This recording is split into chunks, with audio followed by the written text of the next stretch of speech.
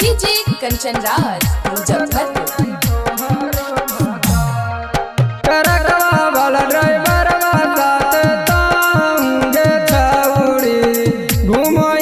कपूरा के बाजार ट्रकवा वाला ड्राइवर साथ ताऊंगे छाउड़ी घूमोई से कपूरा के बाजार। अगे जाना तो ससुरवा जहिया हो तो तोर बुतारू आगे रखतौ नहीं तो हरो भातार। अगे जाना तो ससुरवा जहिया हो तो तोर बुतारू आगे रखतौ नहीं तो हरो भातार। ट्रकवा वाला ड्राइवर साथ ताऊंगे छाउड़ी घूमोई जमुई के बाजार। अगे जाना तो ससुरवा जहिया हो तो तोर बुतारू आगे रखतौ नहीं तो हरो भातार। अगे जाना तो ससुरवा जहिया हो तो तोर बुतारू आगे रखतौ नहीं तो हरो भातार। छोड़ा ड्राइवरा रोजे घुमाबो अपन जमुई जिलावा बोलना की डीजे कंचन राज मुजफ्फरपुर।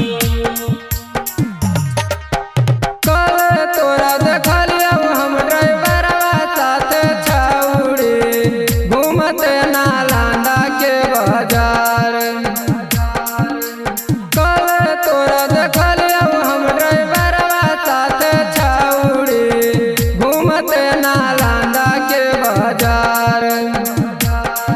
अगे जाना तो ससुरवा जहिया हो तो तोर बुतारू आगे पूछतौ नहीं तो हरो भातार। अगे जाना तो ससुरवा जहिया हो तो तोर बुतारू आगे रखतौ नहीं तो हरो भातार। अगे झूठे उम्र में कैसे बोलो बड़ बड़ पूजा बोलवा बोलना के खेल लो डीजे कंचन राज मुजफ्फरपुर। अगे होल हौदिया तब घुमाएंगे छाउड़ी संगवा में लेरी के लभार।